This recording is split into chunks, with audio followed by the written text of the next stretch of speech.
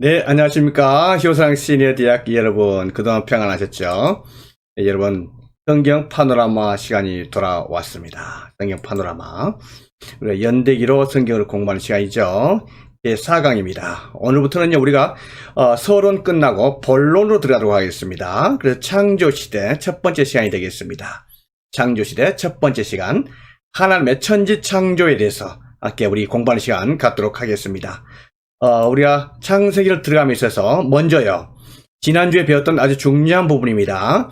성경을 공부하는 관점, 성경을 읽는 중요한 포인트, 그 관점이 있다 그랬습니다. 하나님의 뜻을 이해하는 그 관점이 있다 그랬습니다. 성경을 우리가 연대기로 이해하게 될 건데요. 하나님의 경륜으로서의 하나님의 나라, 하나님의 섭리로서의 하나님의 구원, 다음에 하나님께서 하나님의 백성된 우리에게 뭐를 요구하시는지, 하나님의 백성으로서의 삶, 생활의 방법, 이렇게 해서 세 가지 KS 라이프에 대해서 공부했습니다. 이 부분이 중요하다고 말씀드렸죠. 그래서 저희들이 언제나 성경을 공부하든, 성경을 읽든, 또 하나님의 말씀을 우리가 어디서 듣든 신앙생활을 하든 이 세 가지의 포인트에 우리가 관점을 두고 이렇게 신앙생활을 해야 됩니다. 자, 우리가 창세기를 들어갑니다. 창세기의 주제가 하나님의 절대 주권이라고 볼 수 있습니다. 인류 역사를 주관하시는 하나님의 절대 주권입니다. 창세기는요, 크게 두 문란으로 나눠 있습니다. 창세기 1장부터 11장까지, 다음에 창세기 12장부터 50장까지 이렇게 되어 있죠. 창세기 1장부터 11장까지는 원역사에 대해서 기록되어 있고요. 원역사는 네 가지 사건으로 크게 분류되어 있죠. 창조 사건, 타락 사건, 그다음에 홍수, 바벨탑 사건으로 이렇게 나와 있습니다. 그리고 이제 족장의 역사는요, 하나님께서 하나님의 백성을 만드심에 있어서 하나님의 사람을 부르시죠. 아브라함을 부르셔서 이 네 족장이 나오게 됩니다. 아브라함, 이삭, 다음에 이삭의 아들인 야곱의 아들인 요셉, 이렇게 연결이 되도록 하겠습니다. 창세기에 나와 있는 족장의 역사입니다. 먼저 우리가 오늘 원역사에 대해서 공부를 하도록 합니다. 원역사입니다. 이 원역사인데요, 원역사 무슨 뜻일까요? 원역사를 한문으로 쓰면 이렇게 되겠습니다. 원역사거든요. 원역사란 것은 모든 나라들이 지금 현재 현존하는 모든 나라들의 역사가 있습니다. 그런데 그 모든 나라들이 세워지기 이전에 모든 인류가 한 역사에 속했었던 적이 있었습니다. 원시시대죠. 바로 거기를 원역사라고 말할 수 있는데요. 이 원역사의 이 원자가 무슨 뜻입니까? 으뜸 원자 아니겠습니까? 원조 원자, 으뜸 원자, 시작 원자, 시작을 뜻한 거거든요. 이 시작을 뜻하는 으뜸 원자가 왜 이런 식으로 되어 있을까요? 이거는요, 두 이변에 사람인변이 있습니다. 두 사람이 으뜸 원자, 시작 원자가 된다는 뜻이거든요. 그렇다면 여러분들, 우리 시니어 대학 여러분은 벌써 눈치채셨죠? 두 사람이 누구를 의미합니까? 그렇습니다. 아담과 하와를 의미합니다. 아담과 하와 두 사람이 이 세상의 역사의 시작이다, 이렇게 나와 있죠. 그러니까 성경의 역사 의미가 한문에 그대로 스며들어 있던 것을 우리가 보게 되는 것이죠. 원역사입니다. 원역사는요, 네 가지 사건으로 구성되어 있습니다. 창조, 타락, 그다음에 홍수, 바벨탑 사건입니다. 창조, 타락, 홍수, 바벨탑 사건으로 원역사의 4대 사건이 구성되어 있습니다. 먼저 우리가 창세기 1장 1절로 들어가면요, 1장 1절은 창세기의 첫 문장이지만 성경의 첫 장 첫 문장이 되죠. 모든 성경 통틀어서 성경 66권에 이게 창세기 1장 1절은요, 창조주 하나님의 선언문입니다. 어떤 선언문인가요? 천지를 창조하신 창조주의 선언문이죠. 창조를 어떻게 하셨다는 거예요? 언제? 누가요? 하나님이. 근데 우리 히브리어 헬라말 밑에 나와 있죠. 엘로힘으로 나와 있습니다. 엘의 복수형인 엘로힘 하나님께서 무엇을요? 천지를, 그랬습니다. 천지를. 히브리어를 보니까 여기에 엣 하샤마임, 벳 하아레츠 그랬습니다. 영어에 보니까 the heavens and the earth였습니다. 두 가지 특징점이 있는데요. 먼저 하늘은 복수형 heavens로 나와 있네요. 우리나라 말은 천지 이렇게 나와 있지만은 굳이 표현한다면 하늘들 이렇게 되겠네요. 하늘이 복수형이네요. 하나가 아니고 땅은 단수입니다. 땅은 하나밖에 없다 그랬어요. 이 지구상의 우주에 어마어마한 별들이 있지만 이 지구는 딱 하나가 있다 이렇게 말하는 거죠. 더구나 그 앞에 정관사 더가 붙어가지고는 우리가 알고 있는 바로 이 하늘, 바로 이 땅이라는 걸 말하고 있어요. 그러니까 우주에서 지구와 같은 존재는 또 다시 없다는 겁니다. 바로 유일한 지구, 유일한 땅, 이 땅 위에는 하늘, 바로 그걸 명확하게 이야기하고 있습니다. 태초에 하나님이 천지를 어떻게 하셨다고요? 창조하시니라 그랬습니다. 창조하시니라. 히브리 말로는 바라 이렇게 합니다. 바라. 이 바라라는 것은 무에서 유를 창조했다는 거예요. 여러분, 이 세상에서요, 모든 그 창조물들 만들어진 것들은요, 창조 작품들은 다 있는 재료에서 만든 겁니다. 그래서 엄격하게는 유에서 유를 만들기 때문에 창조했다 볼 수는 없죠. 그러나 하나님께서 천지를 창조하실 때는요, 무에서 아무것도 없는 nothing에서 something을 만드신 겁니다. 바로 이것이 바랍니다. 창조주 하나님께서 그렇게 하셨다는 겁니다. 태초에 하나님이 천지를 창조하시니라. 여러분, 창조주 하나님께서요, 온 우주 만물을 창조했다면 그 어디엔가에는 하나님께서 천지를 창조하셨다는 그 기록물을 남겨놓을 거 아닙니까? 반드시 남겨놓으셔야만 되지 않겠어요? 하나님께서 천지를 창조하시고 나셔서 모시고 계시면 또 그걸 기록해 놓지 않았다면 이거는 하나님의 실수죠. 그러나 하나님께서는 반드시 창조주 하나님께서 우주 만물을 그분이 창조했다는 기록물을 남겨놓으셔야만 됩니다. 어디에 남겨놓으셨습니까? 바로 창세기 1장 1절입니다. 바로 그렇지 않습니까? 이 말씀입니다. 태초에 하나님이 천지를 창조하시니라. 하나님의 낙관입니다. 낙관이 뭡니까?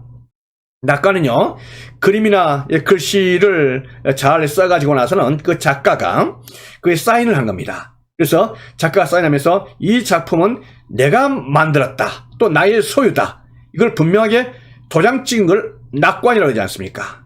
하나님께서 온 우주 만물을 창조하시고 낙관을 찍으셨는데 바로 그게 창세기 1장 1절이라는 겁니다. 태초에 하나님이 천지를 창조하시니라. 하나님의 창조의 선언문입니다. 이 말씀이 어떤 의미에서 우리에게 중요합니까? 매우 중요하죠? 왜 그러냐면 이렇습니다. 창세기 이 말씀을 읽는 원독자는요, 이스라엘 백성들이죠. 근데 이스라엘 백성들은 이 말씀을 듣고요, 깜짝 놀라는 겁니다. 저와 여러분이 이 말씀에, 창세기 1장 1절 이 말씀에 익숙해서 잘 알고 있는 것과는 정반대로 이스라엘 백성은 이 말씀이 너무나 생소한 거예요. 왜 그러냐면은 지금 이스라엘 백성들은 430년간 애굽에 종살이 하다가 나온 사람들 아니겠습니까? 애굽에 살았던 사람들이에요. 430년을. 그래서 애굽의 생활, 애굽의 풍습, 애굽의 관습, 애굽의 신앙, 애굽의 우상 숭배 종교들, 거기에서 묻혀 살다 온 사람들입니다. 애굽의 신학과 세계관은 뭐였습니까? 다신론이거든요. 신은 많이 있고 범신론입니다. 우상 숭배입니다. 해도 신이고 별도 신이고 나일강도 신이고 심지어는 개구리도 신이었습니다. 뱀도 신이고 모든 게 다 신이었습니다. 이렇게 살아섰던 이스라엘 백성들 아니겠습니까? 이 이스라엘 백성들에게 저 보이는 해, 달, 별들은 그것이 신이 아니라 하나님께서 만드신 피조물에 불과하다. 이걸 말씀하시는 거 계시는 거예요. 그래서 이 말씀을 들은 이스라엘 백성들은 깜짝 놀라는 바로 그런 말씀이 되겠습니다. 그러면 이 말씀이 창세기 1장 1절 말씀이요, 비단 모세 당시에 이스라엘 백성들에게만 해당되는 말씀이겠습니까? 네, 현대인들에게는 어떤 의미겠습니까? 현대인들도 모세 당시에 이스라엘 백성이 못지않게 무지몽매한 인간들이죠. 어떻습니까? 진화론을 믿고 있습니다. 진화론이 뭡니까? 진화론이 원숭이가 변해서 사람이 됐다는 거 아니겠습니까? 철저하게 무신론적이고 유물론적인 사상입니다. 그리고 물질이 하나님의 위치에는 물질 만능주의, 이 자아 숭배로 꽉 차 있는 바로 현대인들의, 우리 주위에 살고 있는 바로 우리들의 우상 숭배적인 세계관인 것을 보고 있습니다. 바로 이러한 모세 당시의 이스라엘 백성들과 현대 우리들에게 하나님께서는 하나님의 창조의 선언문을 말씀하시고 계신 겁니다. 예, 그래서 하나님이 계시고 하나님께서는 능력으로 온 우주 만물을 창조하셨고 그걸 질서 있게 거룩하게 하나님의 목적을 가지고 창조하셨다. 이걸 분명히 말씀하시고 계신 겁니다.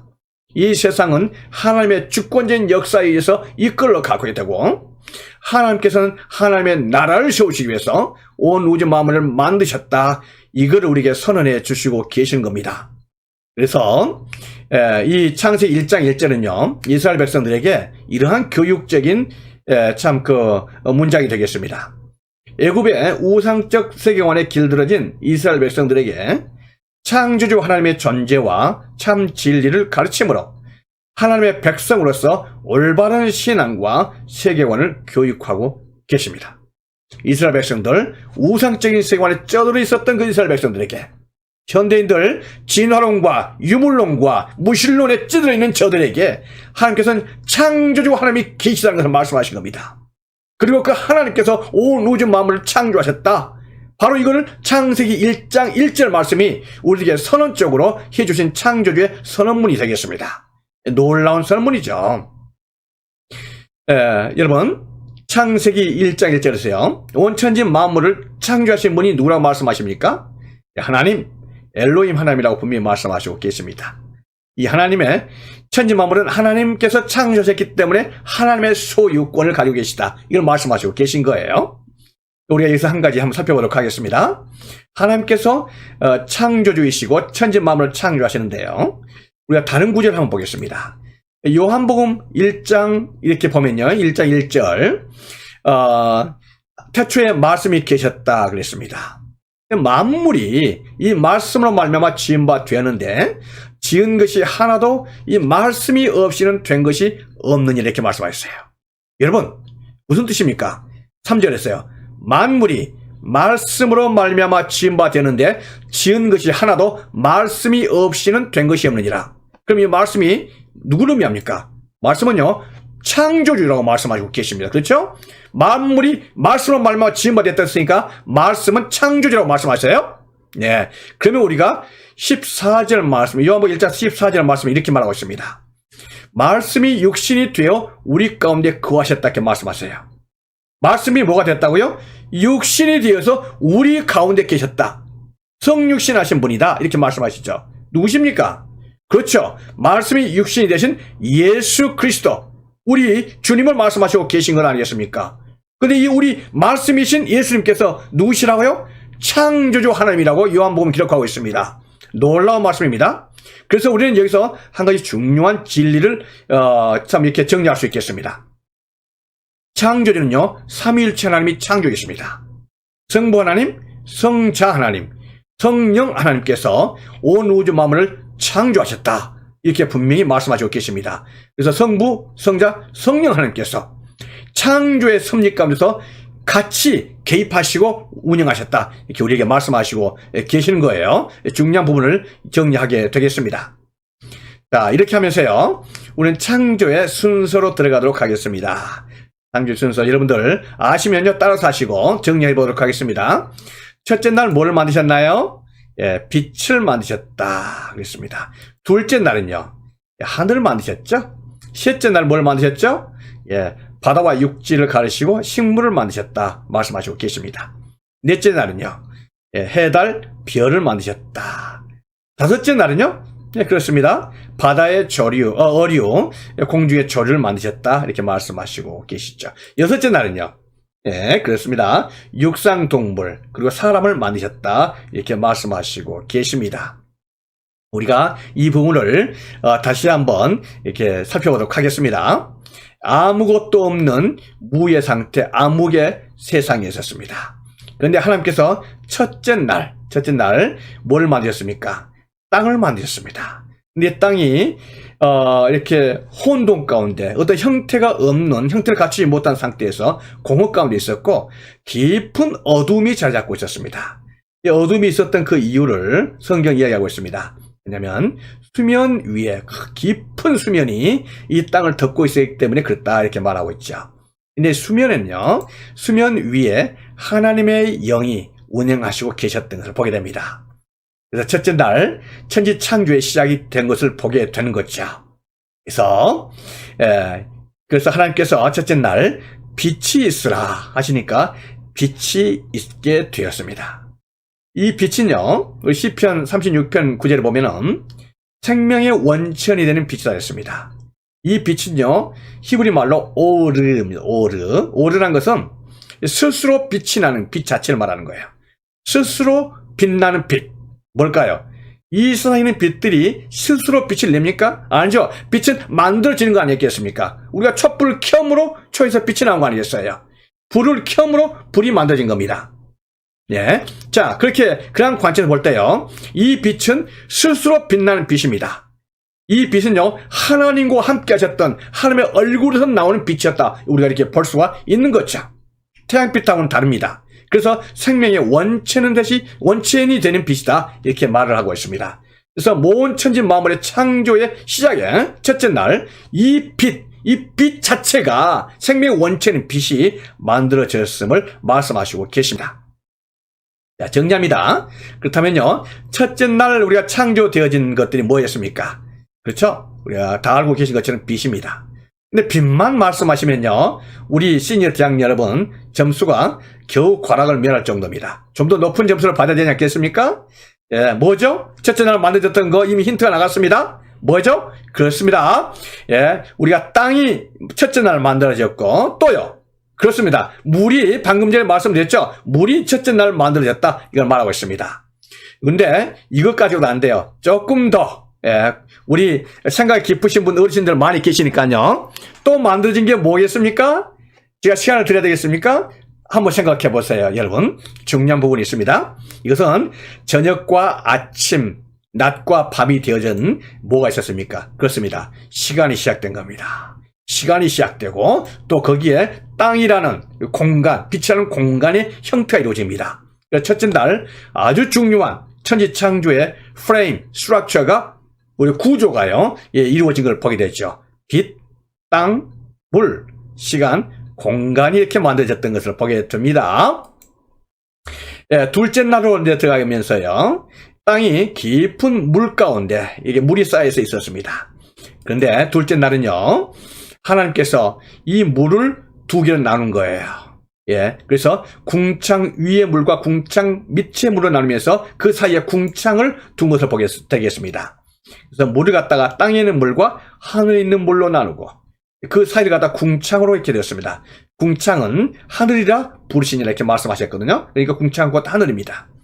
이러한 형태로, 예, 이거 하늘을 만드신 것을 보게 됩니다. 여러분, 땅에 있는 물을 알겠는데 하늘에 물이 있습니까? 물이 있죠. 어떻게 해요? 우리가 비 온 거 알잖아요. 비 오는 거 보면 알잖아요. 예, 비가 왔던 그 물들이 하늘에 있었습니다. 여러분, 그 우기 때 보면요, 얼마나 비가 쏟아집니까? 그 비가 어디서 옵니까? 하늘에서 옵니다. 하늘에서. 하나님께서 그렇게 하셨다는데, 하나님의 창조주 하나님, 과학적인 하나님께서 이 물을 수증기로 구름층에 놓으셨다가 하늘에서 그 땅으로 떨어지게 만드신 거 아니겠습니까?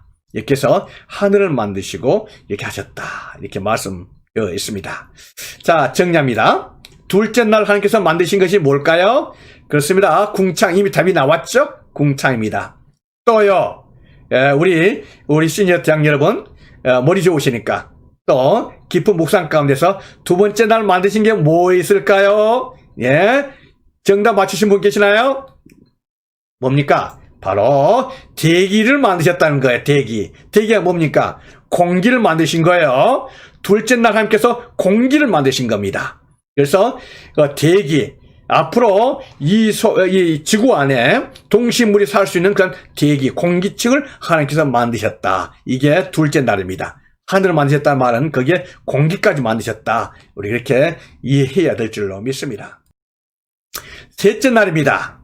셋째 날 하나님께서 이렇게 아직까지도 땅 위에요, 물이 이렇게 쌓여 있었습니다. 근데 이 물을 한 곳으로 모이게 하고 바다로요. 또 한 곳은 물이 없는 곳은 땅으로 이렇게 모이라 이렇게 하나님께서 이렇게 하셨습니다. 그리고 땅에는 채소가 이렇게 나라 이렇게 말씀하셨거든요. 이 말씀을 다시 한번 볼까요? 어떻게 하면은 지구에 둘러싸여 있던 물들을 한 군데로 모을 수가 있을까요? 그거는 하나님은 간단합니다. 바다를 만드시면 되는 거예요. 바다를 만든다는 이야기가 뭡니까? 이 바다의 이 넓이가요, 지구 표면의 육지의 70%입니다. 그러니까 반보다도 더 많은 영역, 거의 3분의 2의 영역이 여러분 바다입니다. 바다가 얼마나 크냐면요, 바다의 깊은 지역은요, 그걸 해구라고 말하거든요. 이 해구는요, 그 깊이가 11km 넘습니다. 11,000km 높은 거예요. 깊은 거예요. 어마어마하게 깊죠. 그런데 땅에서 제일 높은 데는요, 에베레스트산이라고 말하죠. 에베레스트산은 8,848m입니다. 이렇게 볼 때 땅에는 산보다도 바다가 더 깊은 것을 보게 됩니다. 이 깊은 바다에, 넓은 바다에 물들이 갖다 한 군데로 쏠리게 만든 거예요. 당연히 땅이 이렇게 나오게 되겠죠. 그리고 이 바다를 하나님께서는 썩지 않도록 하기 위해서 소금물을 갖다가 염도 3.5%로 만든 거예요. 3.5%는 아주 참 기가 막힌 퍼센트 비율입니다. 왜냐면 3.5% 염도는요, 바다가 썩지 않도록 하고, 그다음에 고기가 살 수 있도록 하고, 풍부한 플랑크톤이 살게 해서 이 바다에서 생물체가 살 수 있도록 한 최적의 환경이라고 볼 수 있습니다. 하나님의 작품입니다. 썩지 않도록 하고 생물체가 살 수 있도록 하는.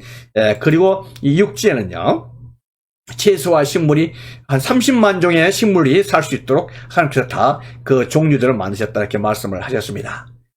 여러분 혹시 식물이 성장하는 식물의 성장 3요소를 알고 계십니까?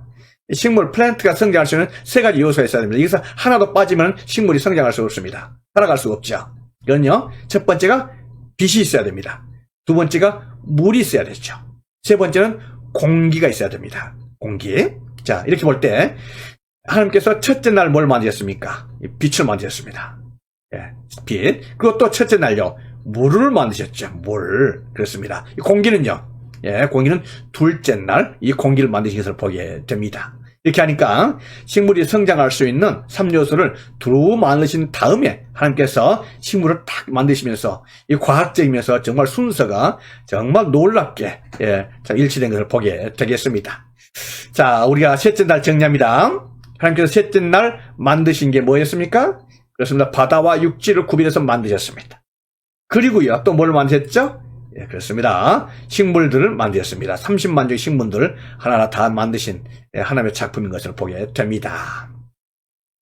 자, 그리고 나서 넷째 날입니다. 넷째 날 하나님께서 뭘 만드셨습니까? 하나님이 큰 광명체들을 만드셨습니다. 광명체, 그렇습니다. 이 광명체를 만드셨는데, 이 광명체는 해와 달을 말하거든요. 두 큰 광명체라는 것은요. 또 별들을 말하죠. 그런데 이 광명체입니다. 빛을 만드신 게 아니고 광명체를 만드셨다 그랬습니다. 빛은 언제 만드셨죠? 첫째 날입니다. 그런데 해, 달, 별들은요, 넷째 날 만드셨습니다. 이 광명체를 히브리 말은 마오르입니다. 마오르라는 것은 첫째 날 빛은 뭐였습니까? 오르. 넷째 날 광명체는요, 마오르입니다. 마오르라는 것은 물체, 장소 이런 뜻입니다. 그러니까 빛을 내는 물체란 뜻이에요. 빛을 내는 물체.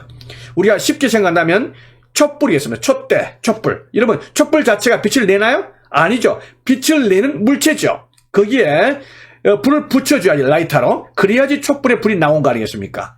그 촛불은요, 빛을 내는 광명체라고 볼 수가 있습니다. 그런 의미로 하나님께서 해, 달, 별들을 만드셨습니다. 빛을 내는 물체라는 거죠. 그 빛의 원빛은 아닙니다. 스스로 나는 빛은 아니죠. 자, 먼저 우리가 거기까지 이제 아시고요. 그리고 나서 하나님께서 이 해와 달과 별들을 통해서 뭘 만드셨냐면 낮과 밤을 나누게 하고 그것들로 징조와 계절과 날과 해를 만들어라 이렇게 말씀하셨습니다. 여러분, 자요, 낮과 밤을 나누게 하라 했어요. 물론 첫째 날도 낮과 밤은 있었습니다. 그러나 우리가 지금 느끼고 있는 이 낮과 밤, 이거는요, 넷째 날 태양을 만들면서 비로소 가능한 것입니다. 그래서 낮과 밤을 만들고 계절, 봄, 여름, 가을, 겨울을 만드신 거예요. 조금 과학적으로 눈치가 있으신 분들은요, 여기에서 낮과 밤은 어떻게 오신지 아실 거예요. 또 계절이 어떻게 오신지 아셔야 됩니다. 여러분, 우리가 이걸 알아야 돼요. 자, 한번 볼까요? 먼저요, 해가 있고 지구가 있고 이렇게 됐습니다. 해는 우리 이 지구로부터요 약 15만 킬로미터 떨어져 있습니다.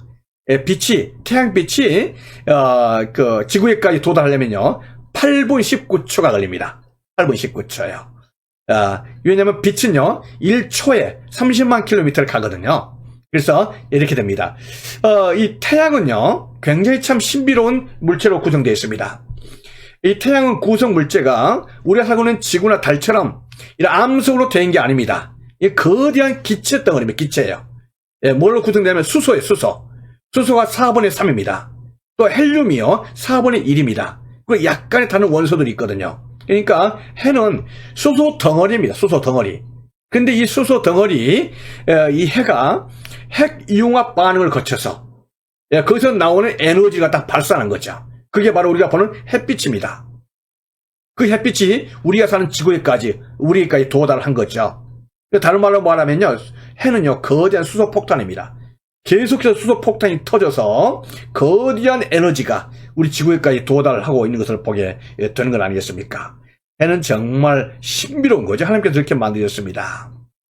그런데 아무리 수소로 구성되어 있는 것이다 할지라도요, 거기에 핵 융합 반응은 거대한 에너지가 필요합니다. 뭔가 에너지가 빛이 비춰져야지, 불이 붙여져야지 태양이 타는 것 아니겠습니까?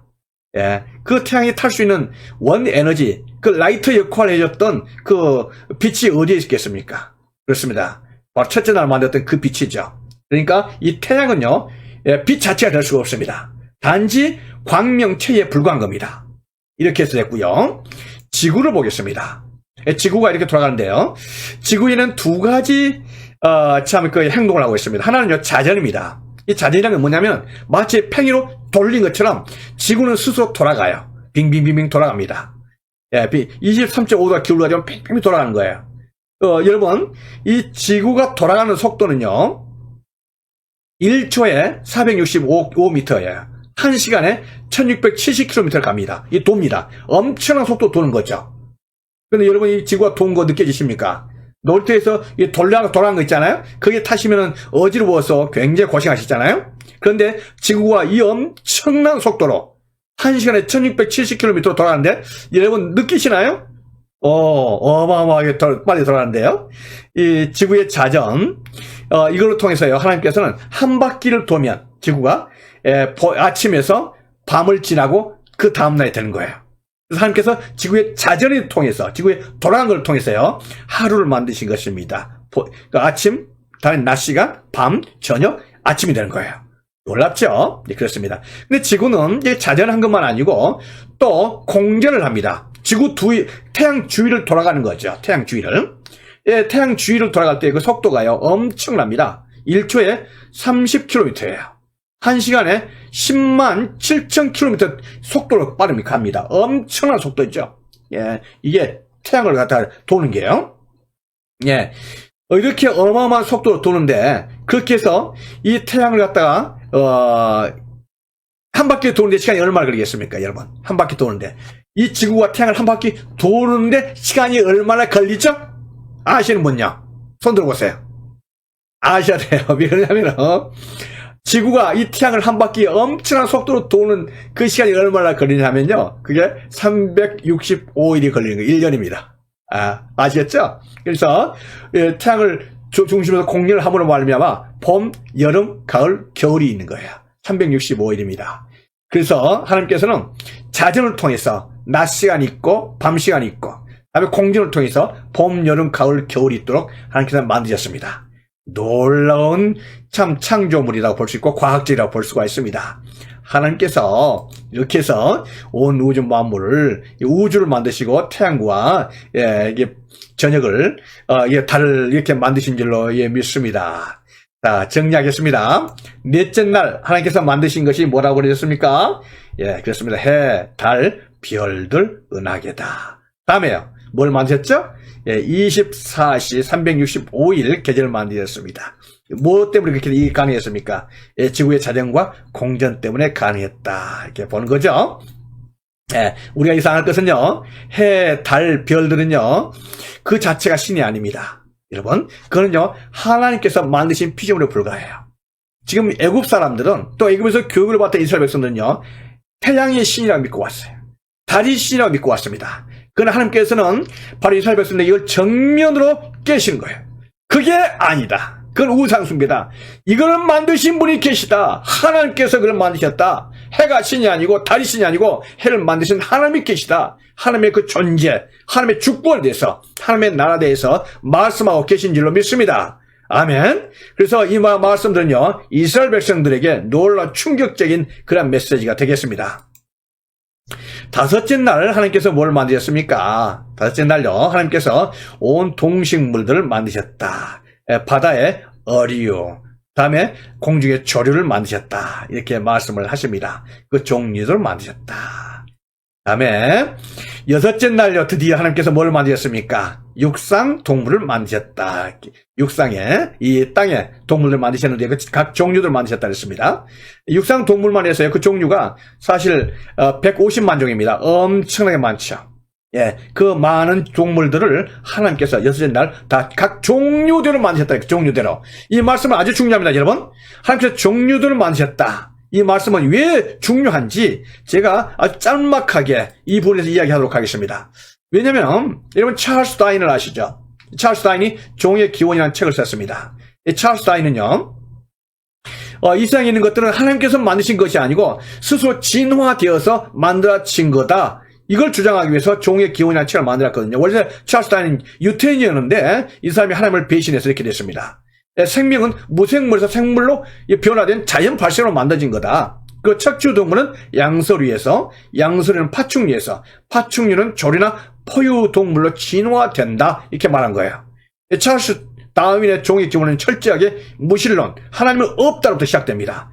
그리고 하나님이 없는 대신에 유물론이요, 물질이 창조의 근본이다. 이렇게 말하고 있는 거예요. 철저한 무신론과 이 유물론 가운데서 종의 기원이 만들어진 것을 보게 됩니다. 다시 한번 볼까요? 찰스 다윈은요, 이렇게 진화의 개통수를 그리고 있습니다. 원생동물이 조금씩 진화돼서, 진화되어 지금 현재에 있는 현존한 동물, 식물들로 변화되었다. 이렇게 말하고 있는 거거든요. 근데 우리가 찰스 다윈이 이렇게 말하고 있죠. 그러므로 말미암아 사람은 원숭이가 변해서 사람이 되었다. 이렇게 말하고 있는 거예요. 이게 맞습니까? 우리는 이걸 인정할 수가 없죠. 왜 그렇습니까? 여러분, 무생물은요, 진화돼서 생물이 될 수가 없습니다. 자연 발생은요, 존재하지 않습니다. 자연적으로 무생물이, 산소가, 수소가, 우리가 보는 무생물체가 생물이 될 가능성은요, 전혀 과학적이 될 수 없고 이루어질 수가 없습니다. 그리고요, 종 간의 진화는 불가능합니다. 예를 들어서, 그 어류가 양서류가 되고, 개구리처럼 이 개구리가 다시 포유류, 육상 동물로 포유류로, 조류로 진화될 수 있는 것은요, 불가능한 거예요. 그리고 종 간의 진화는요, 가능하지 않습니다. 개구리는 개구리고요, 어류는 어류고, 토끼는 토끼예요. 원숭이는 원숭이고, 사람은 사람이에요. 종이 다릅니다. 현존하는 그 증거도 없어요. 만약 이게 사실이라면요, 여러분, 지금도 정글에는, 아프리카 정글에는요, 사람과 원숭이의 중간 형태의 사람들, 그 다음에 짐승들이 돌아다녀야 돼요. 근데 그 중간, 원숭이면서 사람인, 그런, 여러분, 그, 동물을 본 적 있나요? 없거든요. 원숭이는 원숭이입니다. 사람은 사람이고요. 이걸 볼 때 진화는 존재하지 않습니다. 화석도 마찬가지입니다. 화석도 그런 화석은 존재하지 않습니다. 이렇게 볼 때 진화론은 철저하게 잘못되었다. 왜 그러냐면요, 여러분, 진화는요, 가설이에요. 가설이라는 것은 뭐냐면 그럴 것이라는 추론입니다. 이 가설이요, 실험과 검증과 증명을 거쳐서 증명되어질 때에 비로소요, 법칙이 되는 거예요. 만류 인력의 법칙, 연력학의 법칙, 맨델의 유전 법칙이 되는 거예요. 언제나 법칙은 가설보다 상위에 있습니다. 그렇게 하면서 하나의 이론이 나오게 되는 것이에요. 이렇게 볼 때 가설은요, 진화론은 아직까지 실험과 검증을 거치지 못한 가설에 불과한 거예요. 그래서 과학이 될 수가 없습니다. 우리가 그걸 알아야 됩니다. 간단하게 맨델의 유전 법칙을 보도록 하겠습니다. 맨델은요, 사실은 신부였었습니다. 식물 잡종에 관한 연구를 했었어요. 특별히 여러분이 아시겠지만요, 이 완두콩을 통해서 유전 법칙을 만들어내는 사람입니다. 이 완두콩을 통해서 하나의 결론이 나온 게 있습니다. 그 결론이 뭐냐면 부모에게 없는 형질은 절대로 자손에게 나타나지 않는다는 거예요. 수많은 완두콩이 있지만 완두콩의 모든 종류가 다른 것처럼 보이지만 사실은 그 조상들이 있었던 형질이 이 후손들에게 내려온 거예요. 부모에게 없는 형질은 자손에게 나타나지 않습니다. 그 자식은 그 부모입니다. 이렇게 볼 때요, 이거는 유전의 법칙입니다. 다른 말로 말하면은 원숭이의 유전이요 사람에게 절대 돌아오지 않습니다. 사람은 사람에게 오는 거예요. 원숭이는 원숭이고 사람은 사람입니다. 이거는 맨델의 유전 법칙입니다. 법칙은 언제나 가설보다 그 위에 있습니다. 그래서 맨델의 유전 법칙의 특징이 뭐냐면은 사람은 사람이다, 이렇게 말하고 있는 거예요. 그래서 이러한 면에서 진화론은 잘못된 겁니다. 이 진화론은 무신론과 유물론에 근거를 두고 있고 지금도 경제학, 정치학, 문학, 철학, 심리학, 심지어는요 신학에까지 영향을 미치고 있습니다. 이 신학에 영향을 미쳐서 바로 동성연애를 주장한 그러한 사람들, 그러한 목사들이요 이 진화론적인 관점에서 그렇게 보고 있는 거예요. 사람은요 하나님 만든 작품이 아니고 짐승이 진화됐기 때문에 동성연애도 가능하다는 거 아니겠습니까? 맞습니까? 우리는 이것을 인정할 수가 없죠. 그래서 이 진화는 잘못된 겁니다. 하나님을 반역하고 하나님을 거부하는 것이라고 볼 수가 있겠습니다. 우리는 창세기 1장 1절에서요 하나님이 창조주의 선언문을 보았습니다. 태초에 하나님이 천지를 창조하시니라. 하나님의 낙관이고 하나님의 소유권 주장이라고 볼 수 있습니다. 하나님께서는 분명하게 이렇게 말씀하시고 계시고 있습니다. 자, 이렇게 해서 여섯째 날 하나님께서 동물을 만드셨습니다. 그리고 사람을 만드셨다, 이렇게 말씀하셨습니다. 사람을 어떻게 만드셨습니까? 하나님이 이르시되 우리의 형상을 따라 우리의 모양대로 우리가 사람을 만들고, 그리고 이 사람을 하여금 하늘의 새와 가축과 온 땅과 땅에 기는 모든 것을 다스리게 하자, 이렇게 말씀하셨습니다. 하나님께서 사람을 어떻게 만드셨다고요? 하나님의 형상을 따라서 만드셨다. 그러나 하나님께서는 하나님의 형상을 따라서 만드셨는데 하나님의 사람을 만들 때 사람의 그 위치를 독특하게 만드셨습니다. 하나님께서 사람을 만드셨습니다. 근데 사람으로 하여금 땅에 하늘의 새와 가축과 땅에 있는 모든 기는 것을 다스리게 할 수 있는 그러한 하나님의 관리자로 만드신 것을 보게 돼요.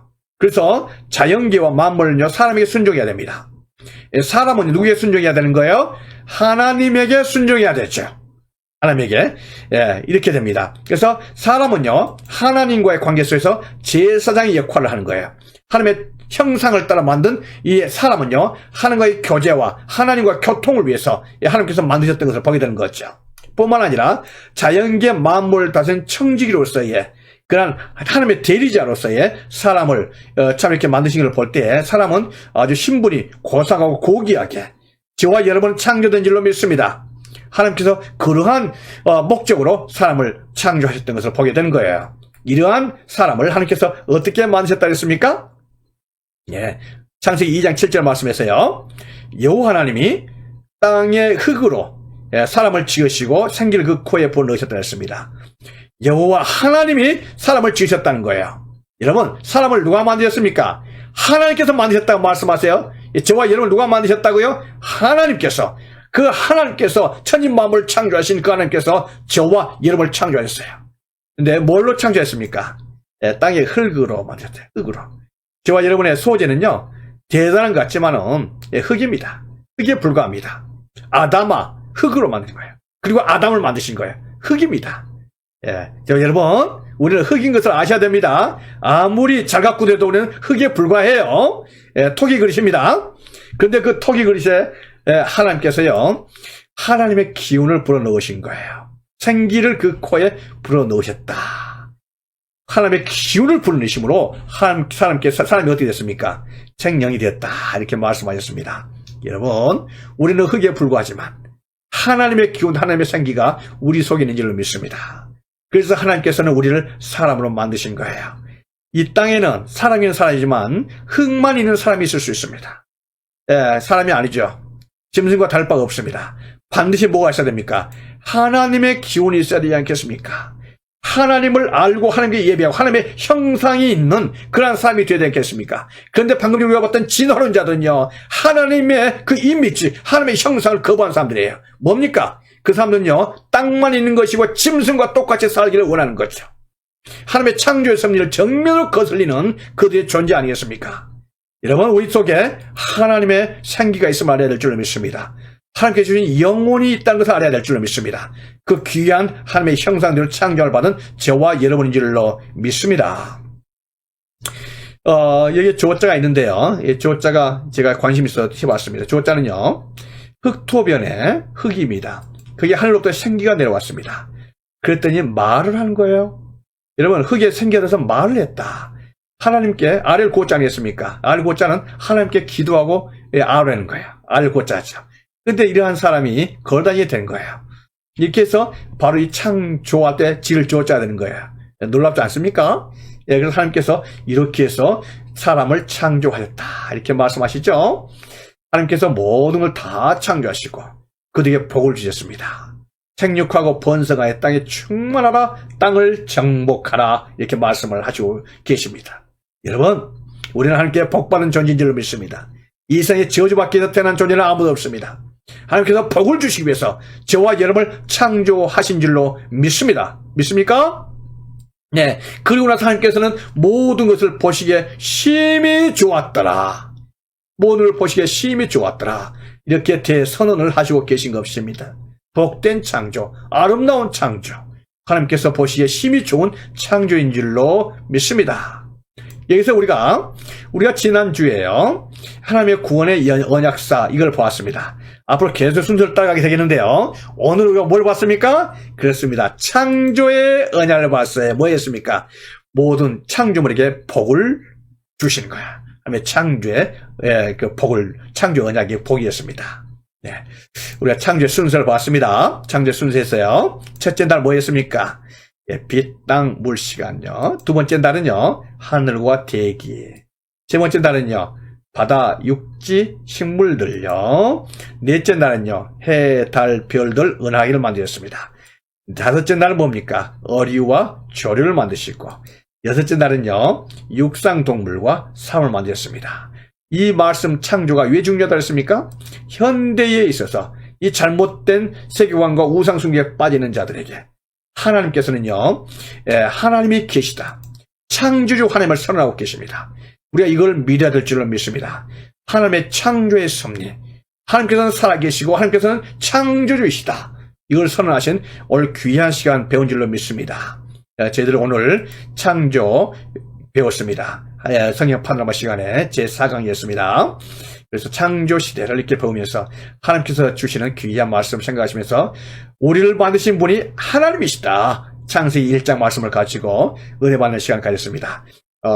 창세기 2장부터 4장까지 에덴이 되겠습니다. 제목이 에덴, 감탄과 탄식이 섞여 있는 참 에덴이라고 볼 수가 있습니다. 왜 그런지 오늘 그런 부분을 우리가 공부하면서 함께 하나님의 말씀을 살펴보는 시간 갖도록 하겠습니다. 우리 지난주에 하나님의 말씀을 통해서 창조가 이루어진 것을 공부를 했습니다. 첫째 날, 둘째, 셋째, 넷째, 다섯째, 여섯째 날 순서대로 창조가 됐고요. 여섯째 날 하나님께서 만드셨던 창조, 하나님께서 사람을 창조하셨다고 말씀드렸습니다. 우리의 형상을 따라 우리의 모양대로, 하나님의 형상을 따라 하나님의 모양대로 사람을 만드셨다 그랬거든요. 이 부분은 동물들과는 다른 하나님의 독특한 사람 창조의 모습을 알 수가 있습니다. 하나님의 형상을 따라 하나님의 모양대로 사람을 만드셨다 이렇게 말씀하셨거든요. 그래서 하나님의 형상, 하나님의 모양을 존 켈빈은요, 이걸 종교의 씨앗이라 했습니다. 동물들과 구별된 독특한 인간에게 주어지는 그러한 우리 하나님의 성품이라고 볼 수가 있습니다. 그래서 사람들에게는 하나님께서 하나님의 마음을 심어주었다 이렇게 볼 수가 있습니다. 그래서 사람들은요, 하나님을 떠나서는 살 수가 없는 존재로 만드신 거죠. 동물들과 차이가 나는 근본적인 그 차이점을 말씀한다고 볼 수가 있겠습니다. 동물들은 하나님께서 하나님의 모양대로 만드셨다는 말씀 없습니다. 하나님께서 그냥 흙으로 빚으시고 이렇게 만드셨던 것을 보게 되지만 사람은요 특별한 방법으로 만드셨다 이렇게 했습니다.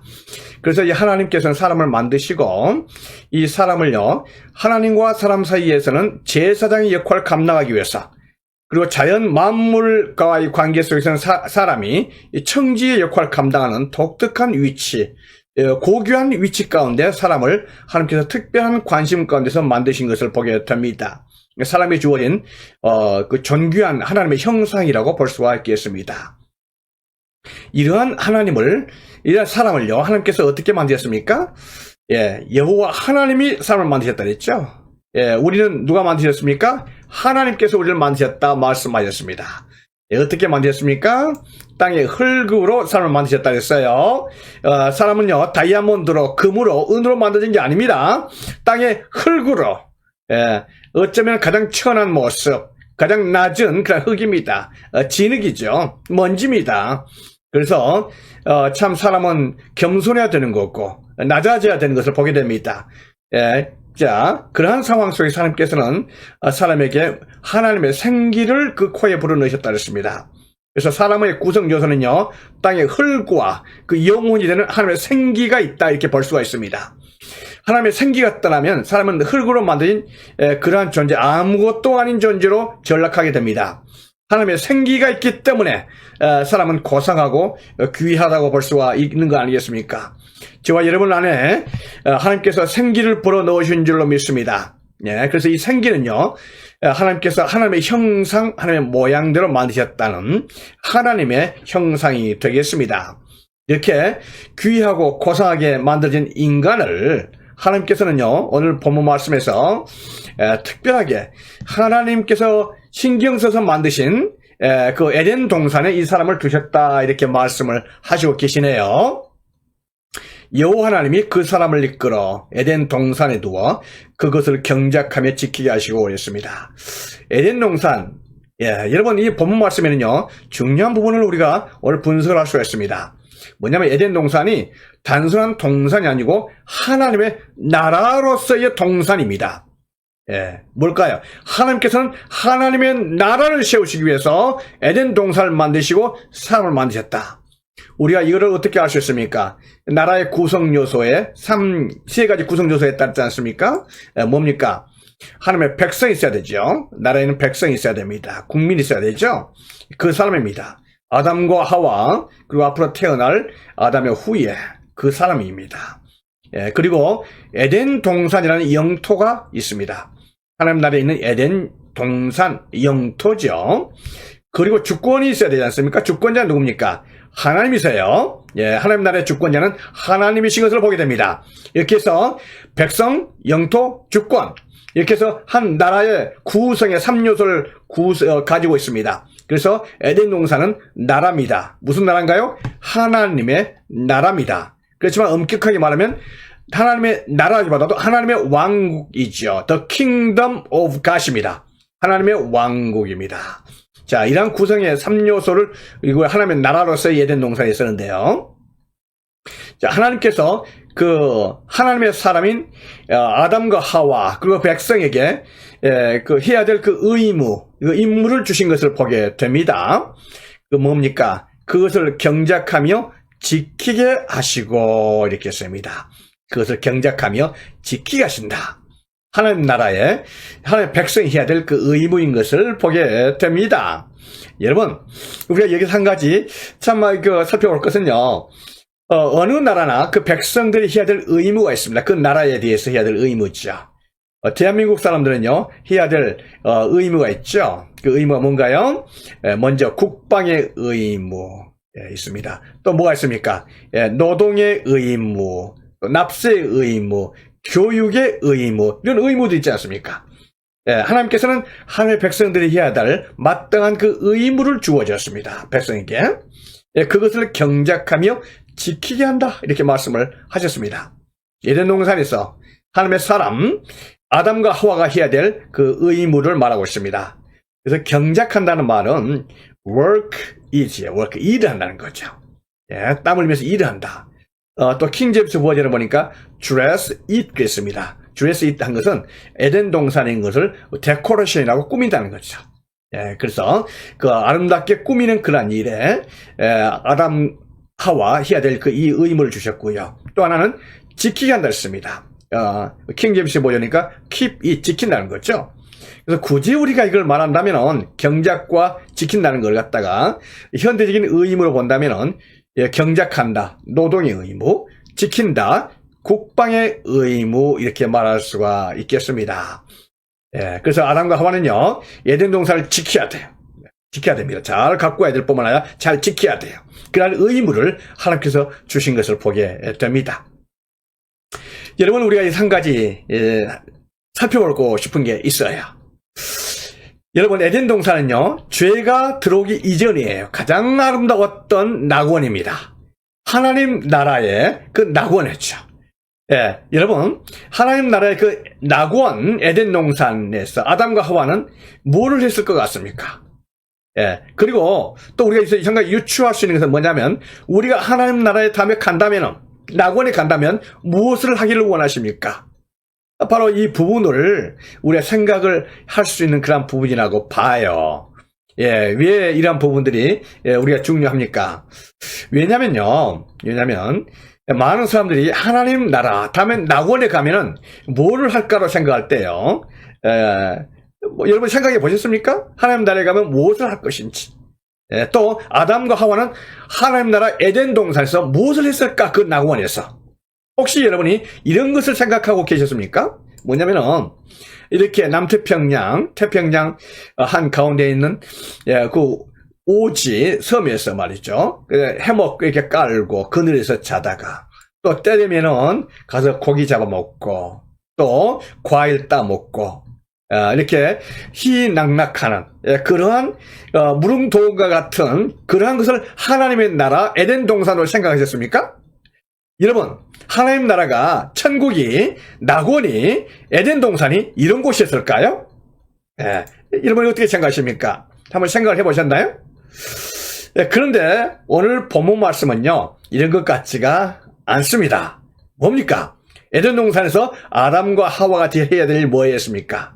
그것을 경작할 때요 땀을 흘려야 됩니다. 일을 해야 되는 거죠. 또 그걸 지켜야 됩니다. 신경써 지켜야 되는 거죠. 이러한 의무를 주시고 일을 할 것을 말씀을 하신 거예요. 여러분 에덴 동산은요 놀고 먹는 것이 아닙니다. 우리가 다음에 하나님 나라에 가면 그냥 놀고 먹고 그냥 희낙낙거리다 이렇게 생각하시면 안 됩니다. 그게 하나님의 나라가 아니에요. 예, 에덴 동산은요 경작하며 땀 흘리며 일하고 그 속에서 보람을 얻고 하나님을 영광스럽게 해드릴 수 있는 그러한 곳이었어요. 그러니까 에덴 동산은요 일하기 싫어하는 사람은 와서는 안 돼요. 또 올 필요도 없습니다. 에덴 동산은 일하면서 기쁨을 느끼고 행복을 느끼고 하나님을 영광스럽게 하기를 원하는 그러한 사람만 가는 곳입니다. 아담과 하와가 해야 될 일이 뭐였었냐면요 특별히 에덴 동산에서 함께 주었던 임무 중에 하나가 뭐였냐면은 짐승들 또 식물들에게 이름을 붙인 거였습니다. 이름을 붙인다는 것을 우리는 명명법이라고 해요. 생물학에서요. 그래서 특별한 대상에 이름을 붙이고 그걸 부르는 방식입니다. 이 이름을 지은다는 것이 여러분 쉬운 일이 아닙니다. 이거는요 그 동물의 독특한 그 특징을 보고 거기에 맞는 이름을 지어야 되는 거예요. 아무렇게나 지을 수 있는 게 아닙니다. 코끼리는요 코가 크니까 코끼리, 코가 크다는 것을 발견을 해야 돼요. 그걸 알아야 되는 거죠. 기린은요 목이 기니까 기린이 되는 거예요. 그러니까 특징을 보면서 이름을 지어주는 명명법. 이게 쉬운 일이 아니거든요, 여러분. 뭡니까? 우리가 지난주에 살펴봤던 것처럼요, 이 지구상에는 채소와 식물만 해서 30만 종이 있습니다. 그리고요, 바다의 어류가 25,777종이 달했어요, 현재까지. 조류는요, 10,000종이 넘습니다. 그리고 육상동물은 어떻습니까? 육상동물은요, 150만 종이 넘습니다. 와, 여러분. 이 많은 동식물들, 어류들, 조류들의 이름을 지을 수 있고 또 그 이름들 하나하나 다 기억하고 있다? 쉬울까요? 쉽지 않죠. 여러분, 이 많은 것들의 이름을 짓고 어떻게 다 기억을 할 수가 있겠습니까? 우리가 같으면요, 이름을 몇 개나 기억할 수 있겠습니까? 그런데 아담과 하와는요, 이 일을 감당을 했습니다. 와, 이 아담과 하와는요, 정말 대단한 능력과 그 총명과 그 지식과 그 기억력과 그 달란트를, 정말 초인적인 달란트를 하나님께 그 능력을 물려받았던 것을 보게 됩니다. 무슨 뜻일까요, 여러분들? 하나님께 이러한 임무를 받은 사람은요, 하나님께서 거기에 맞는, 능력에 맞는 그러한 능력과 그러한 자질과 그러한 총명과 그러한 건강을 주신다는 겁니다. 믿습니까? 네. 그렇다면은 우리 어르신들, 신이 대학이니까요, 이걸 아셔야 됩니다. 그냥 지금부터 이 세상 이제 하나님께서 부신 그때까지 놀고 그냥 적당하게 가야 되겠다. 그러시면 안 돼요. 그러시면 안 되는 게 뭐냐면, 앞으로 하나님께서 부실 그때까지 하나님의 나라를 위해서 기도와 또 하나님의 나라를 위해서 해야 될 그 일을 찾으셔야 됩니다. 그게 사명입니다. 그 사명을 가지고 하나님께 나아갈 때에 그 속에서 보람을 얻게 되고요, 사명을 얻게 되고, 하나님께 그 사명에 맞는 총명을 주시고 지식을 주시고 건강을 주실 줄로 믿습니다. 믿습니까? 네. 그렇다면요, 우리 시니어 대학 여러분들, 내가 하나님의 나라를 위해서 무엇을 해야 될지 분명히 한번 기도하시고 또 결심하시고 나아가시는 여러분 되시기를 축원드립니다. 그렇게 할 때 우리의 총명이 돌아올 줄로 믿습니다. 건강이 회복될 줄로 믿습니다. 하나님께서 에덴 동산에 아담과 하와에게 주셨던 그 축복을 주시는 여러분들 되시기를 축복드립니다. 네, 아멘. 자, 이러한 상황 속에서 하나님께서는 이 아담에게 특별한 관심을 가지셨습니다. 사명을 담당하는 아담에게요, 혼자 있는 것이 좋지 아니하니 돕는 배필을 지으리라, 이렇게 말씀을 하셨습니다. 사명을 다하는 아담에게 하나님께서는 돌보실 줄로 믿습니다. 하나님 나라의 일에 수고하는 아담에게 하나님께서는 거기에 맞는 돌보심을 주신 것을 보게 돼요. 돕는 배필을 주시리라, 이렇게 말씀을 하시지 않습니까? 예. 자, 그리고 나서 하나님께서 이 돕는 배필을 만드시는 과정 속에서 여자를 만드시잖아요. 그래서 이 여자를 만드신 그 과정이요, 독특하고 재미있을 뿐만 아니라 참 우리에게 많은 것을 생각하게 하는 그런 것이라 볼 수가 있습니다. 하나님께서 아담을 만드실 때에, 하와를 만드실 때에 아담에게 하셨던 그런 똑같은 방법이 아닙니다. 여자는 특별한 방법으로 만드셨습니다. 아담은 흙으로 만드셨지만 하와는요, 하나님께서 아담의 갈빗대로 이렇게 하와를 독특하게 만드신 것을 보게 됩니다. 하나님께서 아담을 깊이 잠들게 하시고 그 갈빗대 하나를 취하셨다 했거든요. 지금 대수술을 하고 있는 겁니다. 갈빗대를 취해야 되니까요, 하나님께서 아담을 이제 수술대 위에 아담을 올려놓으신 거죠. 그리고 나서는 깊이 잠들게 하셨다 했습니다. 뭡니까? 지금 대수술대 위에서 아담을 수술하잖아요. 갈빗대 취하기 위해서 이제 마취하신 거예요. 최초의 마취과 의사가 하나님이십니다. 그리고 나서는 갈빗대 하나를 취하는 대수술을 하시는 거예요. 하나님께서 최초의 외과 의사입니다. 최초의 서전. 예, 그래서 지금 외과 의사, 갈빗대를 취하는 큰 수술을 하고 계신 겁니다. 재료를 취한 거죠. 그리고 나서 하나님께서 아담에게서 취하신 그 갈빗대로 이 여자를 만드신 거예요. 예, 뭡니까?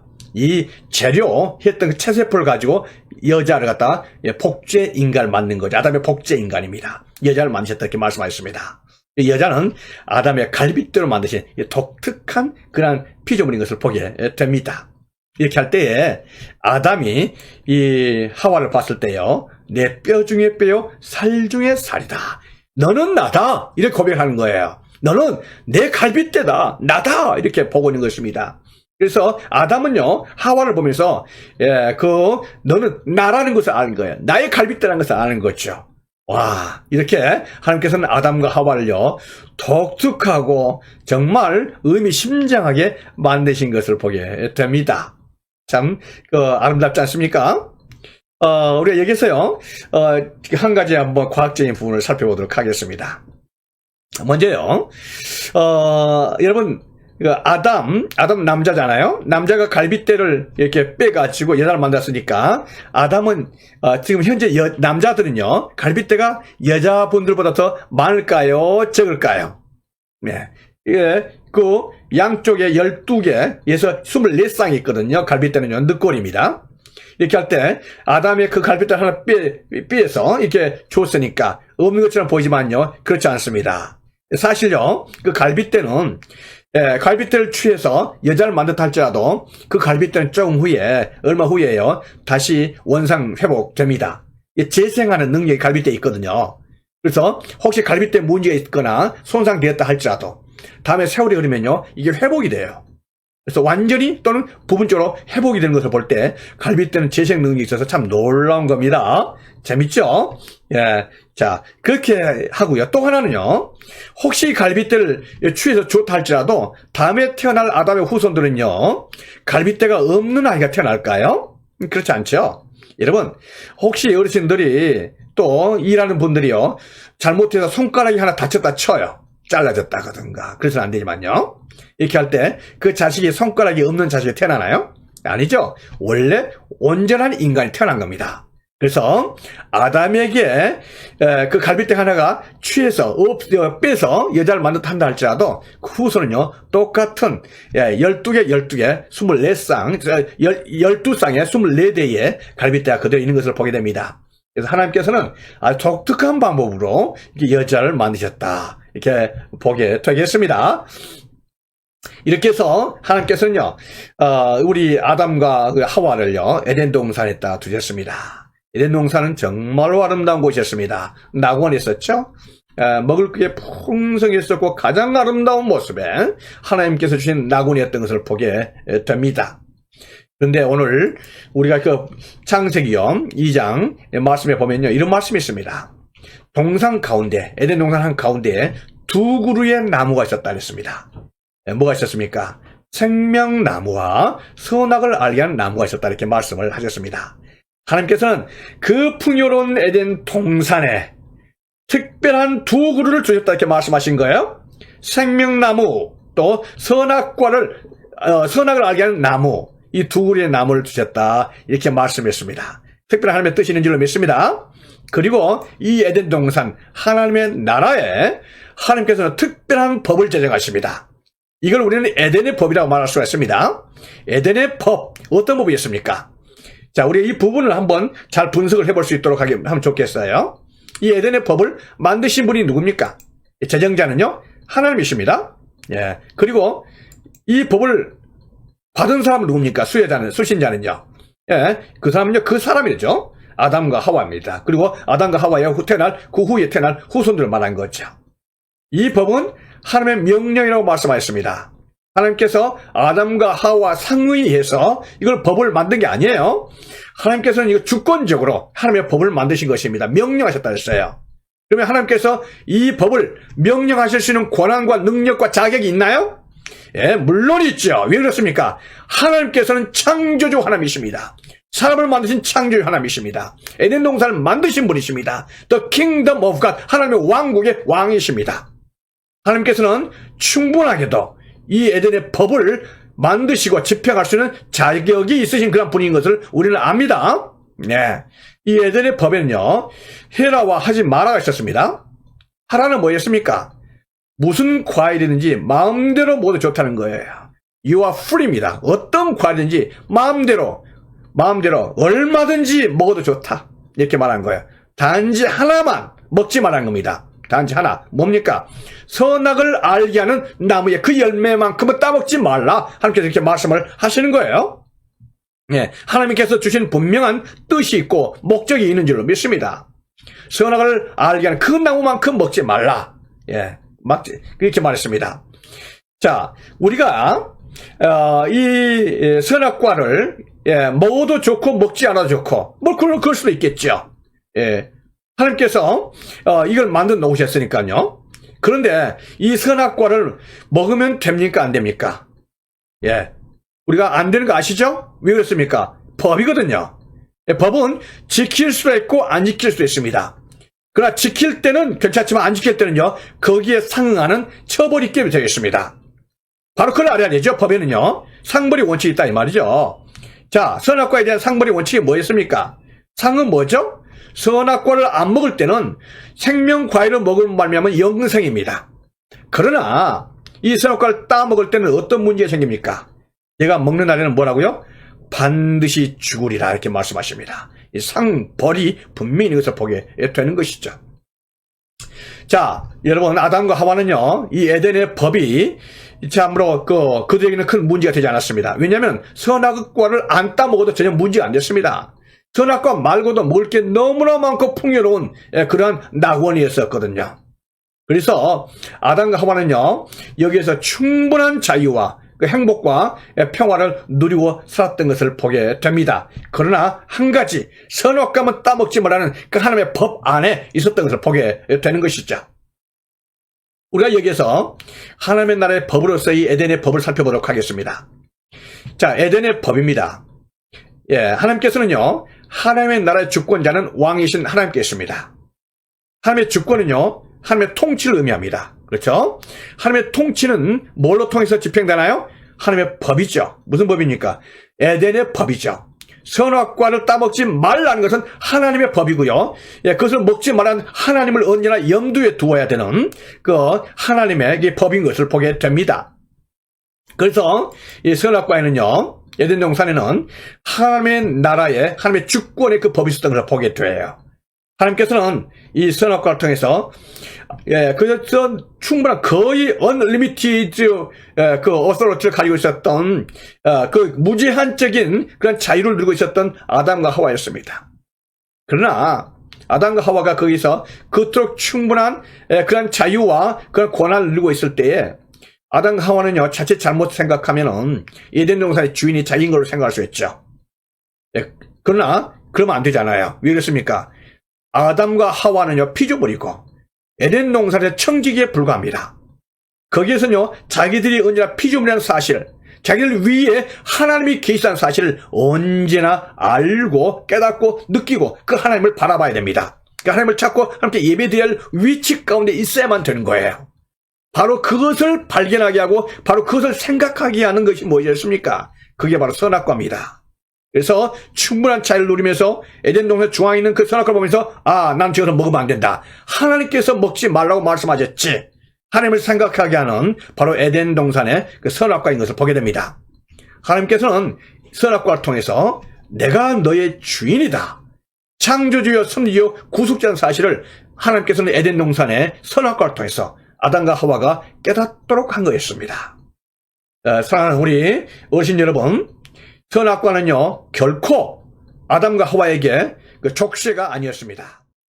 사랑하는 우리 어르신 여러분, 선악과는요, 결코 아담과 하와에게 그 족쇄가 아니었습니다. 오히려 그들을 행복하게 하고 하나님을 만나게 하는 도구가 되었던 것을 보게 됩니다. 하나님께 나아가게 하는 길이 되었던 것을 보게 되는 것이죠. 우리가 여기서 이 복된 낙원에서 한 가지 복자를 한번 살펴보도록 하겠습니다. 하문이죠? 네, 복입니다. 우리 복복자는요, 우리 벌시변에, 이겁니다. 별신자죠. 별신자가 이렇게 있는 것을 보게 됩니다. 우리 별신자는요, 밭전에서, 하늘에서 쫙 펼쳐 내려오는 한 줄기 빛이 있다는 것을 말하고 있는 거예요. 그래서 별신 또는 베풀다, 알리다, 훈계하다 이런 뜻이 되겠습니다. 밭전이죠. 밭전이라는 것은 에덴 동산이라고 볼 수 있습니다. 에덴 동산에 하나님이 임하신 것을 보게 돼요. 이게 사실은 귀신 신자라고 말할 수 아닙니다. 이게 하나님 신자예요. 하나님 신자입니다. 그래서 세 줄기의 빛이 하나님께서 이 에덴 동산에 임했다 이렇게 볼 수가 있죠. 하나님 신자입니다. 이 신자예요. 여기에 한 사람이 있었습니다. 이 한 사람이 어디에 살고 있었습니까? 밭입니다. 에덴 내에 살고 있었죠. 이게 복복자입니다. 근데 복복자의 구성 요소를 본다면요, 한 사람이 있습니다. 한 사람이 있고요. 어디에 있었습니까? 에덴 동산에 있는 거죠. 밭에 있습니다. 그러나 이것이 복복자의 완성체는 될 수가 없습니다. 반드시 복이 되려면요, 하나님께서 계셔야 되는 거예요. 바로 뭡니까? 시편 73편 28절 말씀에서 하나님께 가까이 함이 내게 뭐라고요? 복이다 이렇게 말씀하십니다. 에덴 동산은 복된 동산인 줄로 믿습니다. 하나님께서 함께 하시니까 그게 바로 복입니다. 여러분, 복받는 여러분 되시기를 축원드립니다. 하나님께 가까이 하시고 하나님과 함께 하시는 여러분 되시면 여러분은 복된 분들입니다. 여기서 우리 한 가지 살펴보면요. 지난번에 하나님의 구원의 언약사를 이렇게 나아간다 이렇게 말씀을 드렸습니다. 그러던 중에 지난번에 창조에서 창조의 언약, 모든 사람들과 모든 동물들 복을 주신 하나님 창조의 언약이었던 것을 보게 되죠. 오늘은 두 번째였습니다. 뭐였습니까? 선악과 언약입니다. 선악과 먹지 말라. 대신에 생명과일을 먹으면 영생한다. 이걸 분명히 하나님께서 말씀하신 선악과의 언약이라고 볼 수가 있겠습니다. 자, 이런 상황 속에서요, 이 에덴 동산에 어느 날 뱀이 찾아왔습니다. 사탄이죠. 이 사탄이 와서요, 하나님이 하셨던 말씀과 정반대되는 이 말씀을 통해서 하나님을 도전하고 있는 것을 보게 돼요. 아담과 하와가 찾아왔습니다. 뭐라고 말했습니까? 너희가 선악과를 따먹은다 할지라도 결코 죽지 아니한다. 선악과를 따먹지 말라고 하신 하나님의 의도는 너희 눈이 밝아서 하나님과 같이 되고 하나님과 라이벌이 되고 이렇게 될 줄 알고 하나님께서 시기에서 그 선악과를 따먹지 말라고 한 것이다. 선악과 따먹어라. 따먹어도 전혀 문제가 안 된다. 오히려 너희가 하나님과 같이 될 것이다. 이렇게 지금 뱀이 와서 정면으로 도전을 하고 있는 거예요. 사탄의 반역적인 것을 보게 됩니다. 하나님의 나라를 갖다가 어지럽힌 것을 보게 되죠. 이게 사탄의 행보인 것을 보게 됩니다, 여러분. 하나님과 이토록 큰 차이가 나는 이 사탄의 말을 여러분, 아담과 하와가 듣겠습니까? 이 뱀의 말을, 이 사탄의 말을 들을 수가 없죠. 지금까지 하나님께서 그들에게 해주셨던 것들을 생각하면서요, 그 신뢰가 변할 수가 없는 것입니다. 결코 하나님을 떠날 수가 없지 않습니까? 아담과 하와는요, 이 사탄의 말을 결코 따라갈 수가 없는 것입니다. 이러한 상황 속에서요, 사탄은요, 우리가 도전하고 반역자인데, 한 가지 우리가 중요한 사실을 발견할 수 있어요. 뭐냐면, 에덴 동산 같은 죄가 있기 이전에 가장 아름다웠던 낙원에도요, 이 에덴에도 사탄은 들어올 수 있다는 겁니다. 여러분, 이 세상 천지 어디에도 사탄이 못 들어온 곳이 없습니다. 심지어 교회당에도 사탄은 들어올 수가 있습니다. 심지어는요, 아담과 하와다 할지라도 죄를 짓기 이전에 아담과 하와 아니었습니까? 하나님의 사람이죠. 아담과 하와에게도 사탄은 찾아온다는 거예요. 여기서 우리가 중요한 사탄의 어떤 행동에 대해서 이런 것을 발견을 하게 되는 것입니다. 여러분, 여기서 제가 한문을 이렇게 많이 준비합니다. 한문을 준비하면서 많은 은혜를 받고 있는데 우리 어르신들과 같이 이 말씀 같이 한번 나누기를 원해요. 이거 무슨 문자입니까? 귀신 귀자 아니겠습니까? 귀신 귀자의 구성 요소가 있습니다. 밭전이죠. 밭전 나오면요, 한문에서 밭전 나오면 에덴이라고 생각하시는 게 좋습니다. 에덴 동산. 에덴 동산에 살고 있는 한 사람이 있었습니다. 사람이 있었죠. 이 사람의 누군가가 임했어요. 하늘로부터 내려왔습니다. 어떻게 왔냐면은 이건 사사로울 사자입니다. 몰래 사사로이 임했다는 거예요. 여러분, 에덴 동산에 몰래 사람이 접근한 존재가 있었다. 이 누굽니까? 귀신이죠. 귀신 귀자입니다. 한문에 이렇게 하는 성경적인 중요한 그 깊은 내용이 성경적인 내용이 한문 속에 들어있는 것을 보게 됐죠. 이건 무슨 자입니까, 여러분? 이거는요, 이렇게 되겠습니다. 이거, 무슨 자죠? 이거는요, 집엄자죠. 이 집이 있다는 거예요. 어떤 집이 있습니까? 두 그루의 나무가 있는데, 거기에 집이 있는 거죠. 에덴 동산을 볼 수 있어요. 동산에. 누가 들어왔습니까? 이 귀신이 들어온 거죠. 여러분, 이게 무슨 뜻입니까? 마귀 맞자 아니겠습니까? 한문 속에요, 이런 창세기와 성경에 있는 내용이 깊이 스며들어서 보게 됩니다. 우리 어르신 중에서 한문 많이 아신 분이 계실 수 있는데요. 이런 부분을 성경적으로 해석할 때 깊은 성경적인 내용을 발견하게 되고 큰 은혜를 발견하게 될 겁니다. 여러분들도 한번 이 부분들을 묵상을 해보시길 바라겠습니다. 그래서 귀신 귀자와 마귀 맞자에 우리가 분석을 했습니다. 자, 에덴 동산이 맺던 이 사탄을 통해서 우리는 사탄의 속성을 발견하게 됩니다. 사탄은요, 철저하게 하나님의 대적자입니다. 하나님에 대한 반역자입니다. 그리고 하나님 나라의 찬탈자입니다. 하나님 나라를 자기 것으로 삼고자 그것을 위해서 노력하는 찬탈하는 찬탈자입니다. 대적자입니다.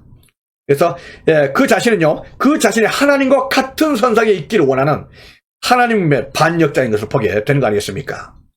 하나님 나라의 목적이 있다면요, 사탄에게도 목적이 있습니다.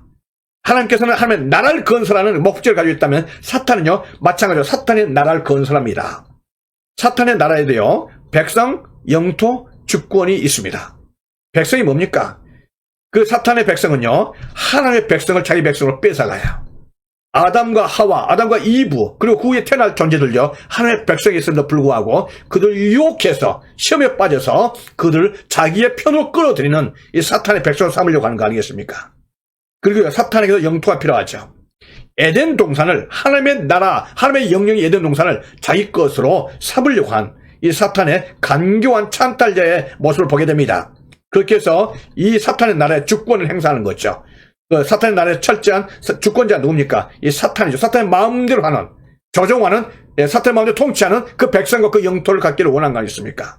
바로 이러한 사탄의 분명 목적, 우리가 알아야 될 줄 믿습니다. 그래야지 사탄을 대적하고 하나님 나라를 우리가 제대로 알게 되는 거 아니겠습니까?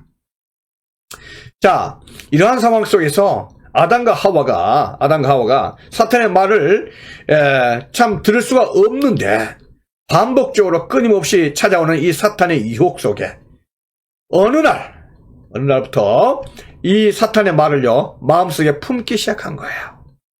사탄아 물러가라 하면서 그 말을, 사탄의 제안을 떨쳐버려야 되는데, 아담과 하와, 특히 하와는요, 그 말을 마음속에 품기 시작한 거예요. 이게 문제입니다. 그렇게 하면서 의도를 갖기 시작한 거죠. 어느 날 보니까 선악과가 먹음직도 하고 보암직도 하고 지혜롭게 할 만큼 탐스럽게 한 나무처럼 보이기 시작한 거예요. 이게 문제입니다. 이건 뭡니까? 하나님의 뜻을 갖다 왜곡하기 시작하고 하나님께서 무슨 의도가 있어서 그렇지 않는가, 하나님의 진정성을 의심하기 시작한 거예요. 의도가 있기 시작한 거죠. 그러나 여러분, 우리가 알 것은요, 이러한 생각 속에 이러한 생각이 스쳤다고 해서 그걸 갖다가 죄라고 말할 수는 없습니다.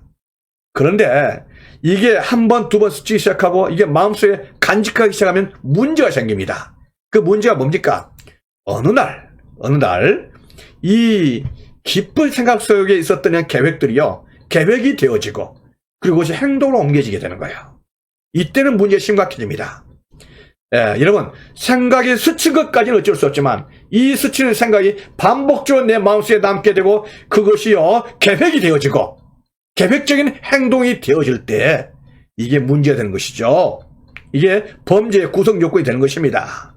그래서 여자가 드디어 마침내 그 실과를 따먹고 남편에게도 주는 거예요. 남편에게 주는 겁니다. 뭡니까? 여러분, 여기서요, 여자가, 하와가 그 실과를 따먹었다는 이야기는요, 분명한 사실은 뭐냐면 배가 고파서 따먹은 거 아니죠? 에덴 동산은요, 먹을 게 참 많이 있었습니다. 배가 고파 따먹은 것은 아니었습니다. 그렇죠? 그런데 이걸 따먹을 때는요, 하나님의 말씀을 버리고 사탄을 따라가는 거예요.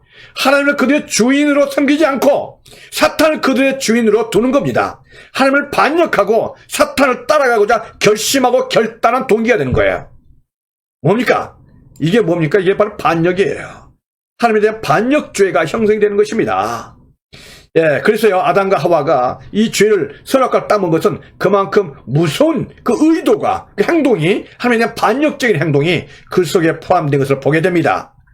이 세상에서 가장 무서운 죄는요, 반역죄입니다. 반역죄가 뭘로 얻습니까? 대부분 사형입니다. 여러분, 이 범죄의 결과로 아담과 하와는요, 그들이 벗은 줄 알고 무화과나무에 풀렸고 치마로 삼았다 그랬습니다. 그래서 죄의식이 싹 트지만 그걸 인위적인 위장으로 무화과나무로 치마로 삼는 거예요. 거짓말은 거짓말을 낳습니다. 또 거짓말은 더 큰 거짓말을 낳고 그걸 감추기 위해서 계속해서 그 거짓말을 해야 될 수밖에 없는 상황이 되는 거 아니겠습니까? 이게 인간의 죄의 속성이죠.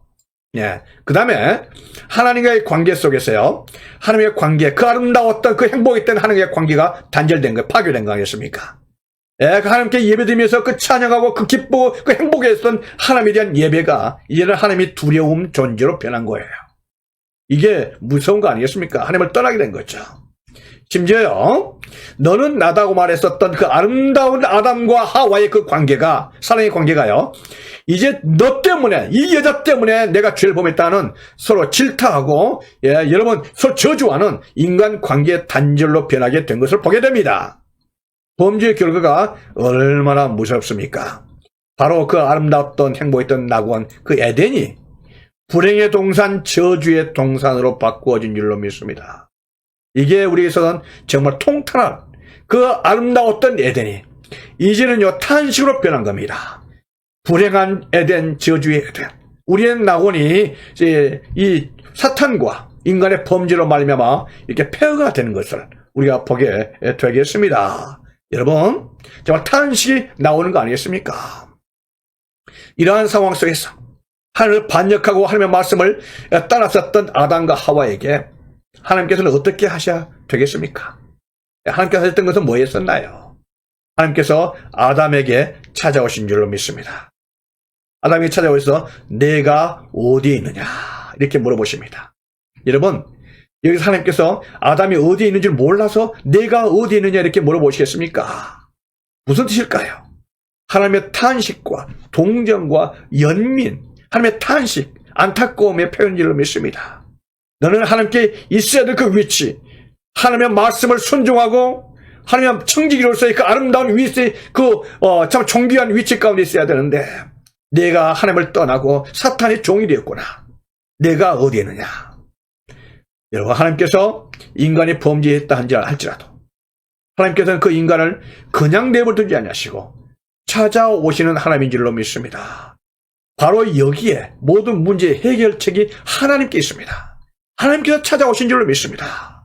여러분, 인간은 떠났지만 하나님께서는 떠난 인간을 버리지 않으시고 우리 아버지처럼, 어머니처럼 찾아오셔서 아담과 하와에게 안타까운 그 부르심을 부르신 줄로 믿습니다. 내가 어디에 있느냐? 하나님께서는 이 아담과 하와에게 찾아오셔서 세 가지의 중요한 해결책을 주시죠. 첫 번째 해결책은 뭐였습니까? 바로 창세기 3장 15절 말씀입니다. 내가 너로 여자와 원수가 되게 하고 내 후손도 여자의 후손과 원수가 되게 하리니 여자의 후손은 내 머리를 상하게 할 것이요 너는 그의 발꿈치를 상하게 할 것이라 말씀하신 거예요. 여기서 하나님께서 최초의 복음을 주십니다. 아담과 하와, 하나님께서 그 사랑하셨던 바로 아담과 하와를 참으로 범죄하게 만들었던 사탄을 하나님께서 징벌하신 거예요. 그 사탄을 징벌하기 위해서 여자의 후손을 보내주실 것을 언약으로 주신 것입니다. 여자의 후손이 와서 이 뱀의 머리를 칠 것이요 뱀을 갖다가 박살내게 만들 것이다, 징벌할 거다, 이렇게 말씀하십니다. 그러나 사탄은요 그냥 타고 있지만은 않죠. 여자의 후손의 발꿈치를 상할 것이었습니다. 여자의 후손 누굽니까? 바로 오시마 약속했던 그 메시아 예수 그리스도를 의미하고 있죠.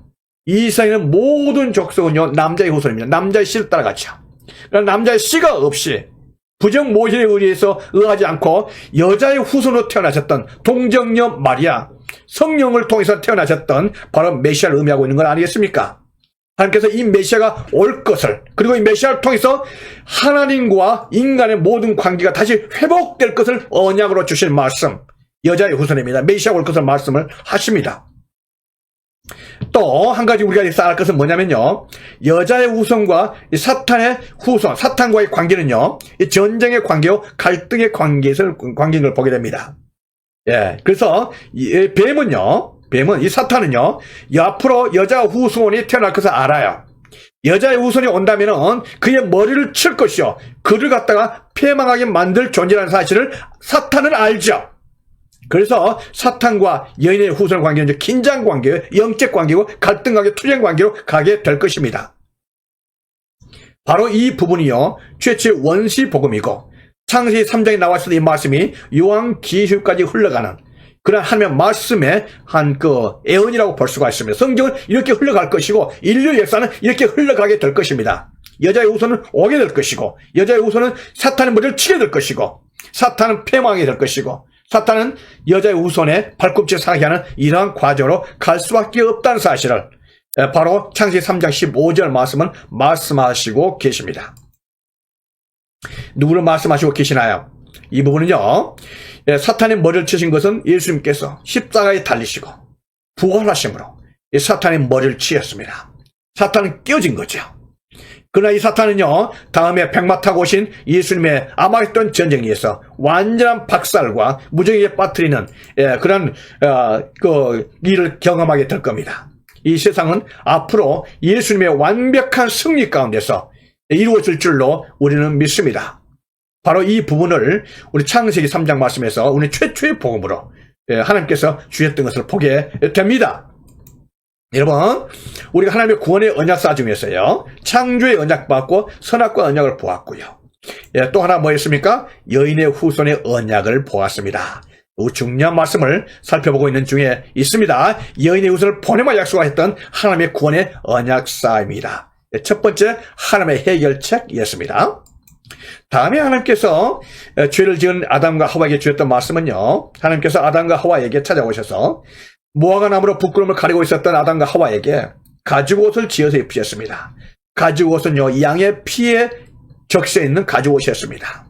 하나님의 방법이 있었죠. 그래서 두 사람에게 하나님께서는 하늘로부터 그 부끄러움을 가려주고 그 죄를 가려주는 그러한 행동을 하셨던 것이죠. 조치를 취하셨습니다. 이게 뭐였습니까? 이게 바로 옷 의자가 되겠습니다.